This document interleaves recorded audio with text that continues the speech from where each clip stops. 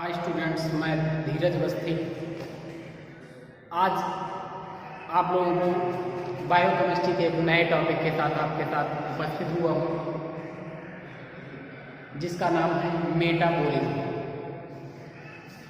जिसे उपापचय कहते हैं। हम जानते हैं समस्त जीवों में उनकी लाइफ साइकिल, जीवन चक्र चलाने के लिए विभिन्न क्रियाएं होती हैं, जैसे उत्सर्जन, पाचन, जनन आदि। इन सब क्रियाओं को संचालित करने के लिए हमारे शरीर को भोजन की आवश्यकता होती है। भोजन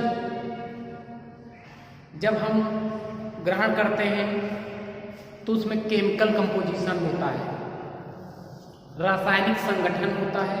रासायनिक संगठन होने को केमिकल इनफॉर्मेशन बोलते हैं। इस प्रकार से जिससे हमें ऊर्जा प्राप्त होती है, और ऊर्जा से हमारे शरीर में दो प्रकार की से विकास होता है। एक तो मात्रात्मक होता है और दूसरा गुणात्मक होता है। मात्रात्मक विकास को हम वृद्धि के नाम से, ग्रोथ के नाम से जानते हैं, जबकि गुणात्मक विकास को हम डेवलपमेंट, विकास के नाम से जानते हैं। आइए उसी का कुछ सामान्य परिचय आप लोगों के साथ करवाया जाए। हम सबसे पहले मेटाबॉलिज्म के बारे में जानते हैं। मेटाबॉलिज्म, जिसको उपापचय कहते हैं, इसको सबसे पहले 1780 ईस्वी में लेवोसियर, जो कि हमारे अकार्बनिक रसायन विज्ञान के पितामह तथा उनके सहयोगी लैप्लास ने प्रस्तुत किया था। उन्होंने बताया था संपूर्ण जीवन को चलाने के लिए भौतिक और रासायनिक क्रियाओं की आवश्यकता होती है। तो ये क्रियाएं हमें ऊर्जा देती हैं। ऊर्जा से हमारे शरीर में विभिन्न प्रकार के परिवर्तन होते हैं। अब वो परिवर्तन दो प्रकार के होते हैं। मेटाबॉलिज्म ग्रीक भाषा के मेटाबोल शब्द से लिया गया है, जिसका मीनिंग होता है टू चेंज, आई मीन परिवर्तन, शरीर में कुछ परिवर्तन हो जाए। जैसा कि हमने आपको बताया, मात्रात्मक और गुणात्मक। ये परिवर्तन दो प्रकार से होता है। जब रिएक्शन होती है वो दो प्रकार की होती है।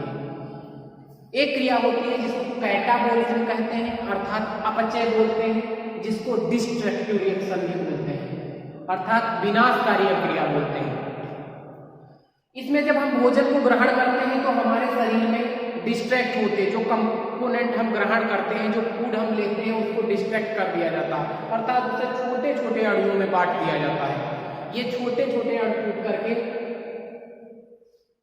हमें एनर्जी प्रदान करते हैं। जैसे एग्जाम्पल के तौर पे हम बात करें तो ऑक्सीडेशन, जैसे हमने ग्लूकोज का ऑक्सीडेशन करवाया, यहाँ पर हमें हमारे जो अणु है वो कार्बन डाइऑक्साइड और जल में टूट गए। इसके अतिरिक्त हमें एनर्जी प्राप्त हुई, 673 कैलोरी ऊर्जा प्राप्त हुई। अर्थात सामान्य भाषा में हम कहें तो यहाँ पे एटीपी का एडीपी में परिवर्तन हो जाता है, जिसे हम कैटाबॉलिज्म अर्थात अपचय, डिस्ट्रक्टिव रिएक्शंस बोलते हैं, विनाशकारी अभिक्रिया कहते हैं। जबकि दूसरी अभिक्रिया जो है हमारी एनाबॉलिज्म का मीन होता उपचय।